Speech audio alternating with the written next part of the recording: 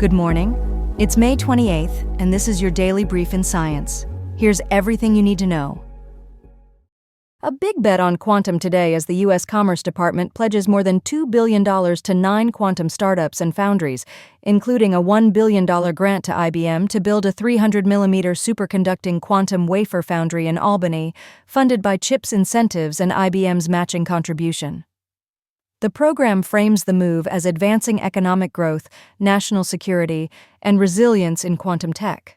But final terms hinge on definitive documents. Market sentiment is cautious. Investors are watching whether the funding pathway can translate into revenue and commercial viability, with June Investor Day seen as a crucial milestone. Technical indicators show mixed signals for related equities, with MACD and RSI readings neither clearly bullish nor bearish in the near term. Analysts note a tension between optimism and risk, citing a record-long earnings growth expectation, but warning gains may take years and depend on multiple catalysts. All 3 quantum stocks backed by the program remain speculative plays, facing questions on breakthrough timelines, relative performance to IonQ, and dilution risk amid losses. The LOI is non-binding and contingent on definitive agreements and regulatory approvals, keeping timing and outcomes uncertain. Market reaction to the funding emerged in the week before late May, with assessments updated around May 25, 2026. Insider trading activity shows more selling than buying in the past 6 months, adding a cautionary data point for investors. Analysts caution that public funding for private ventures carries risk, emphasizing long timelines and no guaranteed breakthroughs, and they advocate diversified exposure. Valuation tools highlight upside scenarios using inputs like revenue growth and margins to model bull, base, and bear cases, and readers are urged to review underlying numbers and perform sensitivity analyses across broader quantum stock comparisons. A new multi-directional robot from Duke University is redefining how we think about movement in machine form. Argus features 20 telescoping legs radiating from a central core, allowing it to move and sense in every direction without a fixed front, back, top, or bottom. Researchers argue that dynamic isotropy, not human or animal mimicry, should drive robotics design, opening doors for search and rescue, underwater and aerial tasks, and more versatile object manipulation. Demonstrations show Argus traversing sand, forest undergrowth, and uneven surfaces, rolling over obstacles and stabilizing after impacts, and even slipping through parallel brick walls.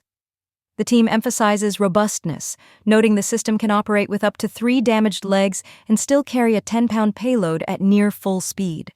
All demonstrations were learned in simulation before transfer to real-world tests, highlighting dynamic symmetry as a general method for evaluating robotic systems.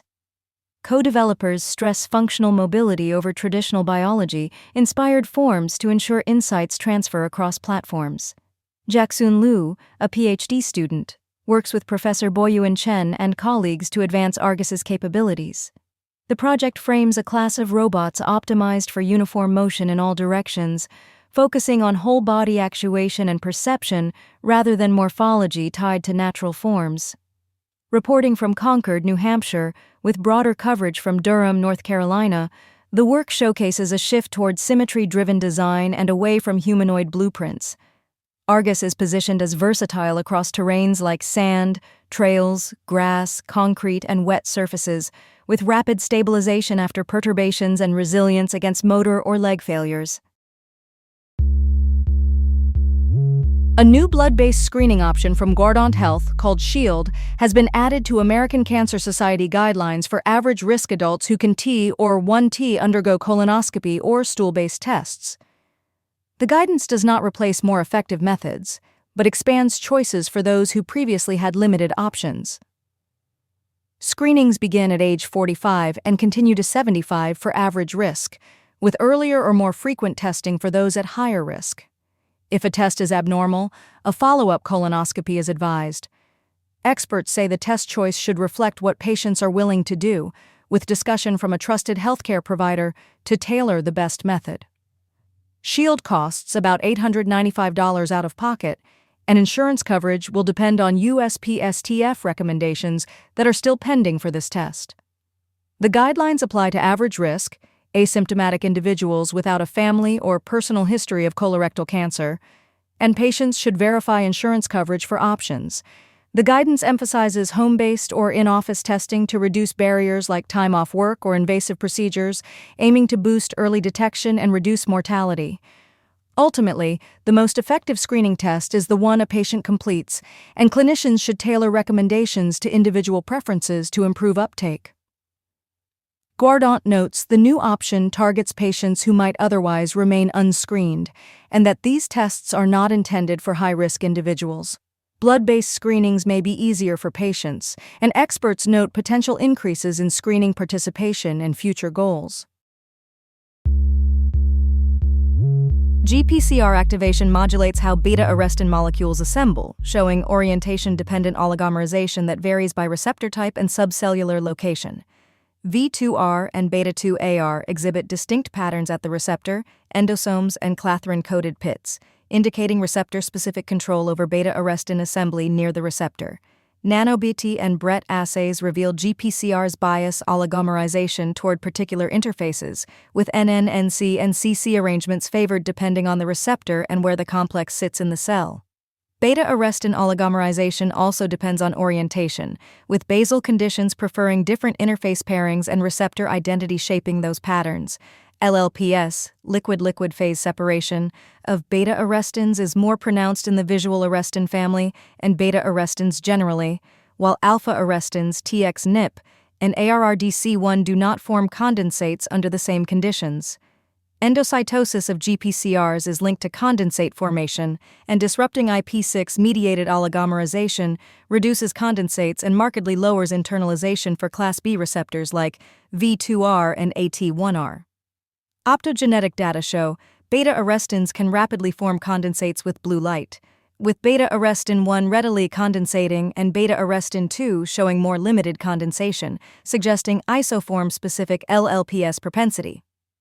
Endogenous beta-arrestins form biomolecular condensates in cells at baseline and after GPCR stimulation, as seen in super-resolution imaging, split GFP tagging, and FRAP analyses. In this framework, beta-arrestins regulate GPCR signaling through desensitization, scaffolding of endocytic and signaling complexes, and trafficking, with activation triggered by receptor phosphorylation and conformational changes. A University of Tokyo study finds living cells dissipate heat far more slowly than conventional physics would predict, unlike artificial liposomes. This suggests cells actively modulate their thermal dynamics rather than passively following diffusion. Using high-speed fluorescence lifetime imaging and intracellular thermometry, researchers heated a region of a cell with an infrared laser and tracked cooling on millisecond scales, comparing results to similarly sized artificial liposomes. The key finding is non-spreading, localized heat retention inside cells, with proteins, organelles, and cytoskeletal elements apparently impeding heat flow and preventing classic diffusion. The study interprets slow, non-diffusive intracellular heat as intrinsic to living cells and potentially as an active energy source to drive cellular functions, not an experimental artifact. Cellular temperature fluctuations of about 1 to 2 degrees could influence processes such as neural stem cell differentiation and the heat shock response, with broader implications for thermal signaling and energetic regulation. The work, published in Nature Communications on May 28, 2026, DOI 10.10387/S41467-026-71878-Y, frames cellular thermodynamics as an active research field and points toward future efforts to uncover molecular mechanisms behind slow heat transfer and to explore therapeutic avenues that leverage intracellular thermal environments. This has been your daily brief in science. To read more about these stories, follow the links in the episode bio. You can also subscribe to these updates via email at www.brief.news. For more daily podcasts about the topics you love, visit brief.news/podcasts. Tune in tomorrow. We'll be back with everything you need to know.